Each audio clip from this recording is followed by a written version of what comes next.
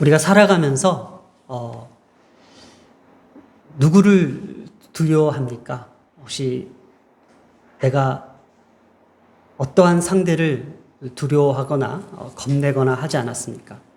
물론 우리 자녀들도 서서히 이제 벌써부터 면접도 본 경험도 있고, 또 학교에서 뭐 방송부나 또 어떤 임원단에서 면접도 보고 또 연설도 하고 그런 경험이 있었습니다.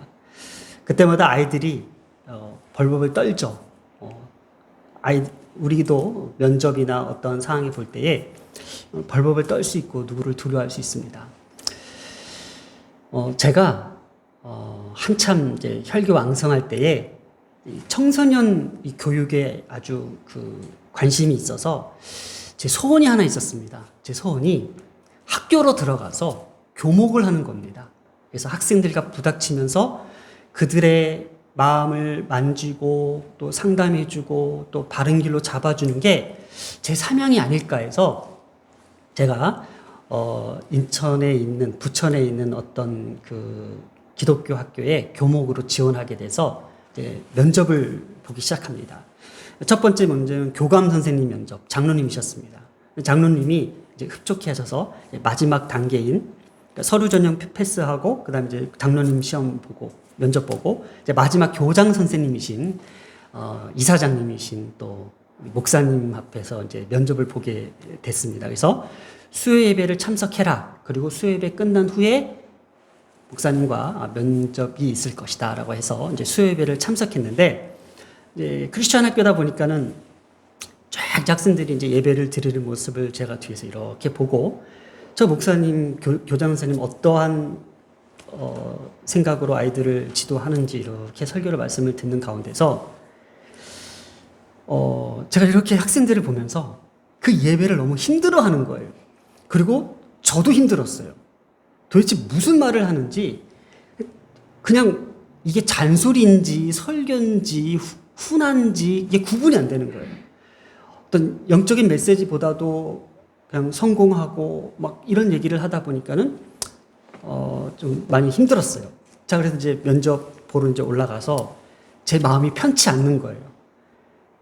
내가 여기에서 어떠한 역할을 할 수 있으며, 분명히 나는 내 적은, 내가 상대할 상대는 내가 그토록 이 청소년 아이들이 아닌 저기 서 있는 교장 선생님과 저와의 싸움이 될 거라는 생각이 드는 거예요. 그래서 어떻게 해서라도 저는 제 꿈이었고, 이제 이 면접만 패스하면은 드디어 나도 이제 교목이 되지 않을까. 그래서 이제 면접관 앞에서 섰습니다. 이제 장로님도 교감 선생님이 계셨고 이제 있었는데, 제가 저도 모르게 무슨 용기가 있는지 무슨 같이 이렇게 면접을 하다가 제가 오늘 이런 질문을 했습니다. 오늘 예배가 어땠냐라는 거예요. 그래서 이 목사님은 막 자신 있는 거예요. 이 예배는 내가 주인이야 이런 것처럼. 내가 그래서 예배가 너무 힘들었습니다. 이렇게 예배하면은 학생들 아무런 저거 없습니다. 이제 얘기를 한 거예요. 저도 모르게. 그랬더니 등치도 이렇고 성결 교단에 좀 유명하신 분이더라고요. 알고 보니까. 그래서 딱 저를 이렇게 쳐다보면서 교감 선생님한테 쳐다보면서 면접 본 거야? 이러는 거예요. 도대체 왜 이런 애를 올려보냈어? 이런 거죠. 그랬더니 제가 이제 그러면서 계속 이제 하고 싶은 말을 다 한 거예요. 그랬더니 옆에서 교감 선생님, 장로님께서 계속 끄덕끄덕 계시더라고요. 장로님은 알고 계신 거죠. 근데 이분의 파워가 너무 세다 보니까는 어떻게 할 수가 없었던 것 같아요. 자, 그래서 제가 하고 싶었던 말을 이제 다 하고, 저한테 한마디 던집니다. 처음부터 다시 면접 보고 올라와. 자르겠다는 얘기죠. 밑에서부터. 저도 그랬어요. 나를 뽑는 게 중요한 게 아니라 나는 이 시간 단 한마디라도 던지고 가는 게 제 목적이었던 것 같아요. 알아라 이거죠. 학생들에게 필요한 것이 어떤 메시지를 알아라 이거죠. 그런 용기를 내고 아주 소식이 없었습니다. 결국은 저의 꿈은 깨졌고 제 뜻이 아니었던 것 같습니다. 자, 이렇게 누구에게인가 용기를 내서 말할 수 있는 그 힘은 어디에서 나왔을까? 저는 다른 어떤 객기나 어떤 그런 것이 아니라 그냥 하나님에 대한, 내가 믿는 그 하나님에 대한 믿음이었던 것 같습니다. 제가 이 지금 열왕기상을 하면서 제가 마음에 걸리는 게 있어서 이 말을 합니다. 어떠한 말을 하고자 하냐면은, 설교를 하는 도중에 중간중간에 한국 교회나 목회자들에 대한 안좋은 부정적인 것들을 제가 말하는 가운데서 제 스스로 반성하게 됐습니다. 아, 제가 말할 자격이 없는데.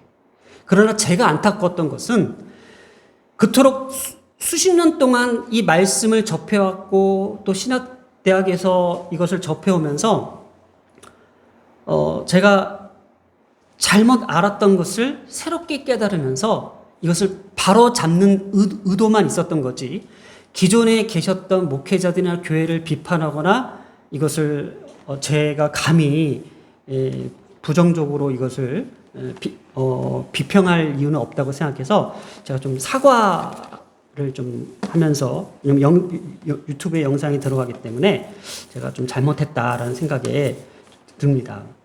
그런데 이건 확실합니다. 제가 신학교 때 교수님들이 이러시더라고요. 신학교 때 학생들이, 대학원 학생들이 배운 그대로 교회의 목회에 접목하면은 교회가 안 될 거라는 거예요. 그래서 그거를 우리 신학생들이 압니다. 신학교에서 배운 그대로 이거를 교회에 가져다가 접목시키면은 교회가 안 된다라는 거예요. 이거 반대로 해야 돼요. 그래야지 교회가 부흥한다라는 거예요. 뭘까요? 그대로 우리가 하나님의 말씀을 가져다가 하면은 성도들이 못 견딘다라는 거예요. 말씀 그대로. 뭔가 다른 어떤 그 획기적인 것들, 자극적인 것들, 더 긍정적인 시그널을 줘야만 성도들은 모이기 시작하고 거기에 대해서 감격하기 시작한다는 것이 우리 신학교 안에서 했기 때문에 신학교에서 배웠던 그대로 가져와서 한다라는 것이 좀 많이 힘들어요. 그러나 저는 그래도 배웠던 것과 또 하나님께서 주시는 말씀을 가지고 또 말씀을 전해야 되는 것이 누구를 두려워하는 건지, 사람을 두려워하는 건지, 어떠한 내 목회를 두려워하는 건지에 대한 고민 앞에서 저는 이 길을 걷게 됩니다. 지난주에 말씀을 우리가 보면은 하나님께서 계속 엘리야를 통해서 북이스라엘에 대한 그 죄악과 그 악함과 그 우상숭배를 통해서 엘리야 선지자를 통해서 하나님께서 신학적 주제를 주는 것이 계속 있습니다. 거기에 대한 것이 시돈에 있는 사르밧 가부의 그 마지막 남은 식량과 이 절망적인 이 삶의 그 상황에서 하나님께서 공급하시는 하나님을 경험합니다.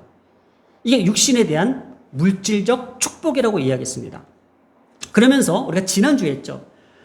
이제는 유일한 아들이었던 그 삶의 유일한 그 목적이자 희망이었던 그 아들의 죽음을 통해서 다시금 영혼을 소생시키시는 생명의 주관자이시자 영혼의 어떤 축복을 하나님께서도 책임져 주신다라는 것이 지난주의 메시지였습니다. 이 사르밧 가부에게는 먹고 사는 문제는 해결되었으나 어떻게 보면 자신의 생명보다 소중한 아들의 죽음을 참을 수 없었던 그 고통, 이 영혼의 문제를 가지고 신학적 문제를 다루고자 했던 것이 지난주의 내용이었습니다. 오늘날 우리의 교회가 예수 그리스도를 믿고 물질적 축복에 만족하고 기뻐하며 감사하며 간증하며 영광을 돌리되 우리의 영혼에 대한 문제에 대해서는 우리가 거기에 대해서 심각하게 생각해 본 적이 없는 거예요. 우리의 영혼이 죽어가고 있고 우리의 영혼이 망가져가고 있고 우리가 영혼이 지금 닫혀 있는데도 거기에 대해서 우리는 하나님 앞에 갈급함과 간절함이 없었다라는 것. 이 영혼의 문제가 중요한 거예요. 그래서 제가요, 지난주에 이 설교를 하면서 제 마음속에 담아뒀던 게 뭐냐면은 우리 아이들의 이름을 계속 불렀어요. 하나님께서 우리 아이들의 영혼의 문제를 지금 얘기하고 있어요. 계속 온유 사랑이 윤소 이소의 이름을 제가 부르면서 저들의 영혼을 책임져 주시는 하나님 이렇게 고백했어요. 저들이 좋은 대학교 또 좋은 취직해서 물질적으로 축복해서 좋은 데 시집가서 잘 먹고 잘 살고 안전하고 건강하고 평안한 삶의 누림이 우리 기독교의 목적이 아니라 우리가 교회를 다니는 목적, 우리가 하나님을 믿는 목적, 우리가 말씀 앞에 순종하는 그 목적, 우리가 말씀 앞에 가까이 가까이 가는 그 목적, 말씀을 붙드는 그 목적은 우리의 영혼을 꿰뚫어 보시고 우리 영혼을 다스리시는 그 하나님 앞에 우리가 어떻게 교통하기 위해서, 성령의 교통하심이 우리 안에 있기 위해서가 필요한 것이 이 영혼의 문제였던 거예요. 그래서 이 신학적 주제가 왜 필요하냐? 물질적 축복뿐만 아니라 우리의 영혼의 문제가 하나님의 신적 영역에 담겨져 있다라는 것을 지금 엘리야 선지자를 통해서 가르쳐주고 있어요. 그래서 일주일 내내 제가 애들 방을 들라날까 하면서 하나님 앞에 이렇게 구했습니다. 하나님, 이 아이들의 영혼을 지키시는 하나님. 우리 애가 이제 밤늦게 집에 들어와요. 그래서 들어오는 그 길이 올라오는데 제가 솔직히 부모 입장에서 아니 12시에 올라오는데 제가 밑에서 기다려줘서 가방이라도 들어줘야 되는데 제가 그걸 못하고 있어요, 지금. 왜 못하는지 아십니까? 이거예요, 하나님. 저 아이의 영혼을 지키시는 하나님께서 이 밤길도 지켜주시길 기도합니다. 잠을 못 자죠, 제가. 근데 바로 그거예요. 부모로서 저 아이를 지켜줄 수 있는 것은 그 밤길이 아니라 하나님 앞에 구하는 일이구나. 저 아이의 영혼을 지키시는 하나님, 이 딸들의 영혼을 지키시는 그 하나님이 그 밤길도 지키시고 저들의 발걸음도 지키시고 어디를 가나 무엇을 하나 내가 너와 함께 있어 내 앞에 모든 원수를 멸하였은즉 땅에서 위대한 자의 이름같이 내 이름을 위대케 하리라는 그 우리 교회의 하나님의 언약적 이 메시지가 저들에게, 저 자녀들에게 임할 줄 믿는 거예요. 그래서 이 영혼의 문제는 정말 중요하다라는 거예요. 지난주 그 메시지는요, 항상 그렇지만 제 가슴을 막 뛰게 했습니다. 지금도 뜁니다. 그 영혼의 문제 앞에서는.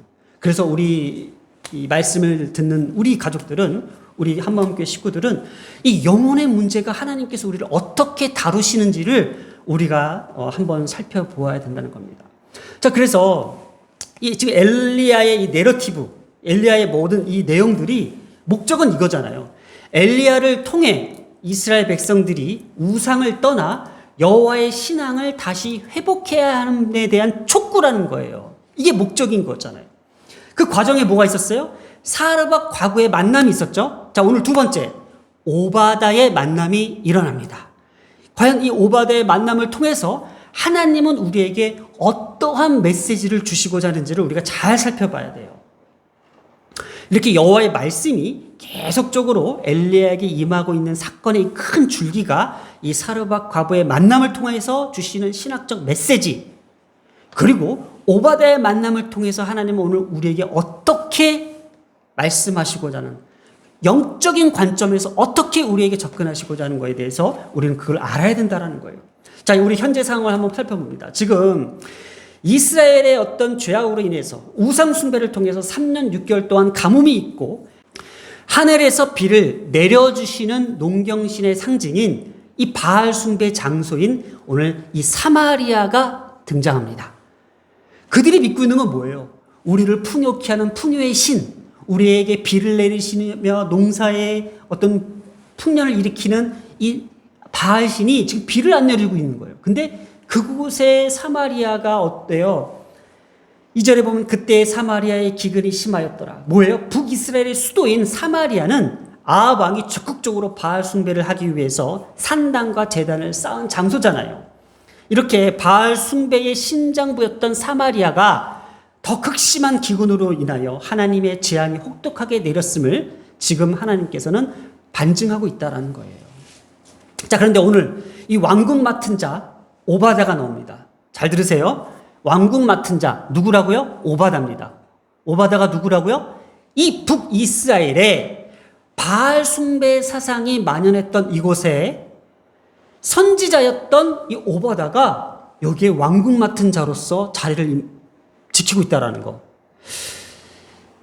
저는 제가 추측하는 겁니다. 제 추측입니다. 이스라엘 백성들, 여호와의 신앙을 가졌던 선지자들의 두 가지 부류가 있었다고 봐요. 첫 번째는 아합 왕이 집권하면서 바알 숭배 사상으로 이것이 국교로 정해지면서 그래, 왕의 어떠한 그 편승하여 거기에 그냥 여호와의 신앙을 버리고 바알 숭배의 선지자로 있는 반면에 아니야, 목숨 걸고 난 여호와의 신앙을 지킬 거야 하는 그 선지자들이 있었을 거라고 전 봅니다. 그게 있어요. 이 오바다가요, 이 아합의 부인이었던 이세벨이 어느 날 엘리야라는 선지자가 딱 와가지고 너희들의 죄로 인하여 여호와께서 비를 내리지 아니하실 거야, 이렇게 얘기했던 거예요. 그런데 그동안 여호와의 신앙을 믿었던 이스라엘 백성들 입장에서는 선지자의 말이잖아요. 하나님의 말씀이잖아요. 그럴 수도 있잖아요 라고 생각하면서 이것이 마치 선동되어질까봐 이세벨이 엘리야를 죽이기로 작정합니다. 그래서 엘리야가 어디로 가요? 도망갔잖아요. 도망가서 하나님께서 까마귀를 통해서 떡을 먹이시고 시냇물을 통하여 물을 공급해 주셨잖아요. 그때 엘리야를 못 잡으니까 어떻게 해요? 그 밖에 선지자들을 모조리 죽이려고 했는데, 학살하려고 했는데, 이때 오바다가 50명과 50명을 나눠서 동굴에 숨겨줍니다. 동굴에 숨겨 놓으니까 어떻게 돼요? 먹을 것과 물과 양식들을 공급해 줘야 되잖아요. 그러니 이 역할을 누가 해야 돼요? 오바다가 해야 된다라는 거예요. 이세벨이 여호와의 선지자들을 멸할 때에 오바다가 선지자 100명을 가지고 50명씩 굴에 숨기고 떡과 물을 먹였더라 했습니다. 이렇게 오바다의 역할은 여호와의 신앙을 지켜내면서 아합 왕의 왕궁 맡은 어쩌면 관리직으로 지금 여기 있었다라는 것을 알고 있다라는 거예요. 저는 이것을 공적 직무와 개인적 신앙으로 제가 나눠봤습니다.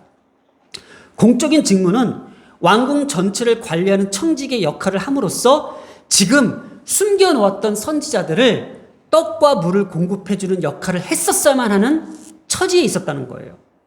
개인적 신앙은 뭐예요? 그래도 끝까지 자기는 바알을 숭배하는 척은 했으나 그 앞에서는요, 아직까지도 하나님의 신앙을 지키고자 하는 그 선지자를 숨겨주고 보호해주는 것은 뭐예요? 여호와의 신앙을 지극히 지키고 있는 개인적 신앙의 영역이 있었다라는 거예요. 오바다와 그 엘리야의 그 만남이 있습니다. 그래서 지금 오바다의 내적 상태를 한번 살펴보자는 거예요. 지금 오바다는 자신이 모시고 있는 그 아합을 내 주라고 얘기합니다. 10절에 내 주께서. 그러니까 지금 오바다는 이 아합 왕을 자신의 주인으로 모시지 않으면 안 될 상황인 거예요. 여기서 자기가 어떤 의협심을, 어떤 의로움을 가지고, 그래, 나는 이런 부정한 곳에 있을 수 없어, 나는 바알 앞에 나는 굴복할 수 없어 하면서 자신의 혼자만의 철학을 가지고 나와버렸으면은 어떻게 보면은 그 남은 선지자들은 다 죽을 수도 있잖아요. 그래서 오바다는 내적의 어떤 갈등이 이렇게 있었을 것 같아요. 그래도 내가 지금 주인으로 모셔야 된다라는 거. 그래서 또 한편으로는 오바다는 이 여호와의 신앙과 이 생존의 두려움 앞에 갈등하고 있었던 것 같아요. 그래서 그 오바다의 내적 상태를 가장 잘 표현한 것이 9절, 12절, 14절에서 그냥 아합의 손에 죽으면 자기는 안 되는 거예요. 자신의 개인의 문제가 아니었던 것 같아요. 자신이 지금 숨겨놓았던 그 선지자들의 목숨값이에요. 그렇기 때문에 지금 어떠한 상태가 벌어지냐면은 엘리야가 이렇게 얘기합니다. 만난 거예요. 엘리야가 너 가서 아합에게 가서 엘리야가 너한테 지금 할 말이 있다고 얘기해라. 근데 오바다가 이렇게 얘기합니다. 무슨 말씀입니까 지금? 안 됩니다. 이세벨이 이 엘리야를 죽이려고 했을 때에 엘리야가 도망갔잖아요. 그래서 이세벨과 이 아합은 지금 엘리야가 내뱉은 그 말 때문에 민심이 동요되어서 그동안 바알을 섬겼던 바알 숭배 사상을 쌓아 올렸던 게 한순간에 무너지게 생겼어요. 그러니 어떻게 해요? 이제부터 한 번도 엘리야가 말했던 것을 누구도 얘기하지 못하게 선지자들을 다 죽이려고 했었던 거잖아요. 그래서 지금 그 오바다가 그 상태를 얘기한 거예요. 내가 당신이 그렇게 말한 뒤에 가서 도망가고 나서 지금 이 이스라엘은 난리가 났다. 그 얘기가 나와요.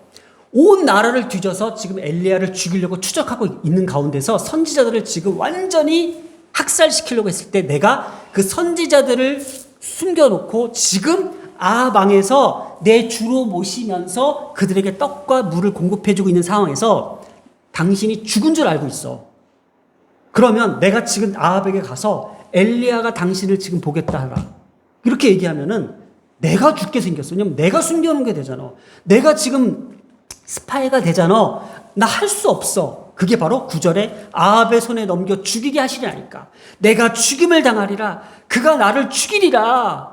이게 지금 오바댜의 갈등입니다. 10절에 당신을 찾지 아니한 족속이나 나라가 없었는데, 이게 뭐냐면 온 나라를 뒤졌다라는 거예요. 엘리야를 잡기 위하여 얼마나 혈안이 되었는지에 대한 강조점이고, 또 12절에 뭐예요?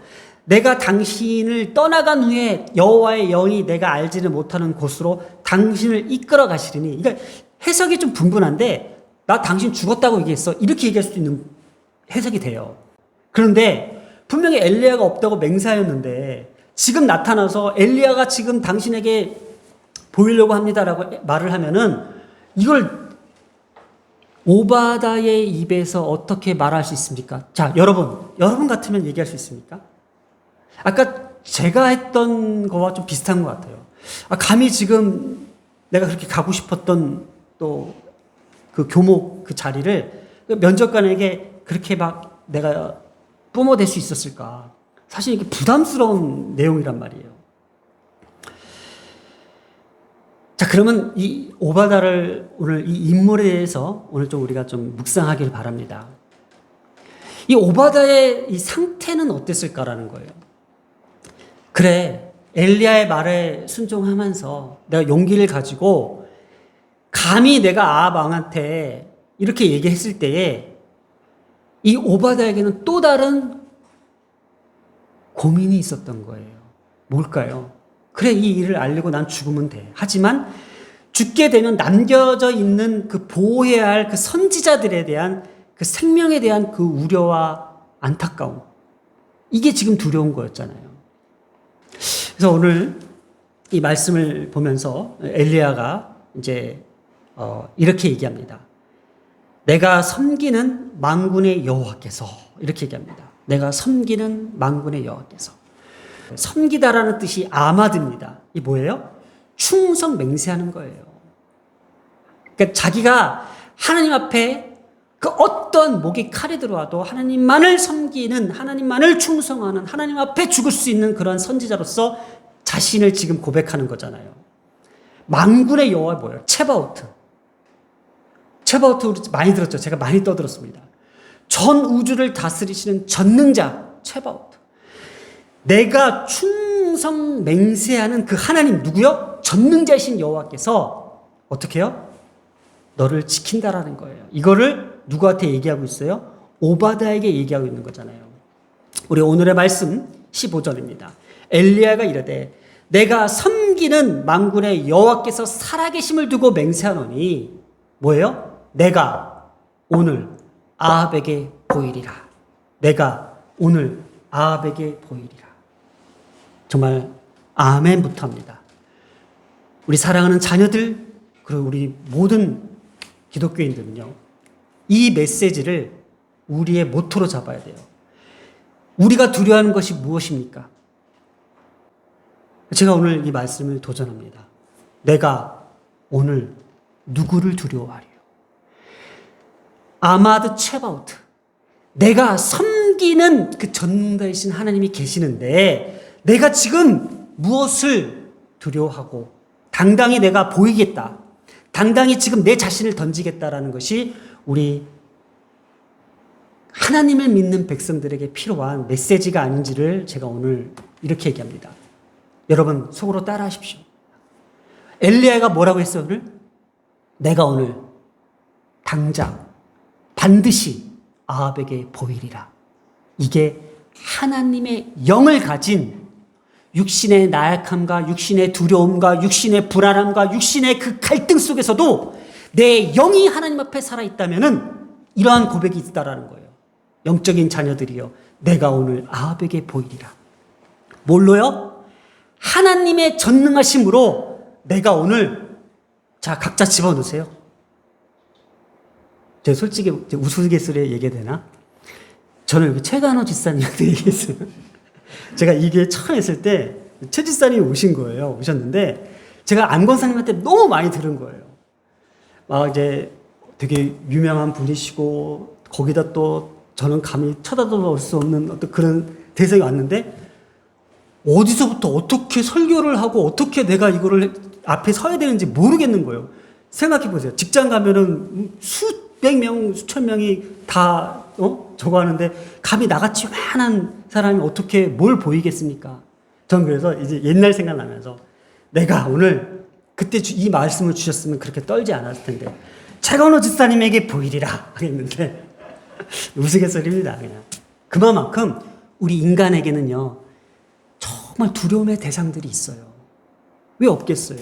우리 아이들이요 앞으로 시험도 봐야 돼요, 면접도 봐야 되고 사람도 만나야 돼요, 직장 생활도 해야 돼요. 얼마나 그 두려움의 대상들이 우리 인간은요 때로는 육신적으로 삶 속에서 비굴해질 수도 있어요. 비겁해질 수 있어요. 그러나 우리의 영혼은 하나님께서 전능자이신 그 만군의 여호와께서 우리에게 주시는 그 메시지입니다. 가질 수 있는 힘입니다. 우리 자녀들 잘 들으세요. 그리고 이 말씀을 기억하세요. 이 세상을 두려워하지 마십시오. 이 세상 앞에서 어떻게 해서라도 내가 비굴해질지언정 내가 비겁하게 살지 말자라는 거예요. 어떻게 당당하게 살자는 거예요. 그래서 나는 오늘 여러 가지를 제가 집어넣고 싶었어요. 내가 오늘 당당하게 보이리라. 내가 오늘 담대하게 보이리라. 오늘 하나님께서 정말 우리 가슴을 뛰게 하는 어떠한 자녀들에게 영적인 자녀들, 육신적으로 우리가 지난주에 말씀을 계속 이어간다고 봅니다. 지금 오바다는요 하나님의 영으로, 또 엘리야가 지금 하나님의 영으로 얘기하는 것 같아요. 아니면요 두려움의 대상이 누구예요? 지금 아합이잖아요. 지금 엘리야도 도망갔어요. 아합이 무서워서 숨어 살잖아요. 지금 사르밧 가부 집에서. 오바다도 지금 자기가 죽게 생겼다고 3번이나 고백하잖아요. 우리 인간 모두는요 이 두려움에서 벗어날 수 없어요. 그럼 우리가 어떻게 해요? 영적으로 우리가 담대함을 가지고 영적으로 회복하고 영적으로 일어서야 되고 영적인 군사로서 우리가 살아야 되는 것이 이게 오늘 우리의 사명인 거예요. 우리의 사명은 뭐예요? 내가 오늘 어떻게 당당하게 보이리라. 이것이 우리가 영적인 자녀들에게 주시는 사명이라는 거예요. 그래서 우리에게는 아무것도 두려울 것이 없는 하나님의 영적인 군사들입니다. 기도하겠습니다. 할렐루야. 내 영이 주를 찬양합니다. 내 영혼이 주를 기뻐하며 내 영이 주께 감사하며 이 시간 기도합니다. 나의 전능자 되시며 만유의 주 되신 우리 하나님께서 오늘 우리에게 이러한 고백을 하게 하십니다. 내가 오늘 아합에게 보이리라. 우리의 두려움의 대상이 아합일지언정 우리는 당당히 맞서서 싸울 수 있는 영적인 군사들임을 이 시간 선포하며 이 모든 말씀 우리 주 예수님의 이름으로 기도드렸습니다. 아멘.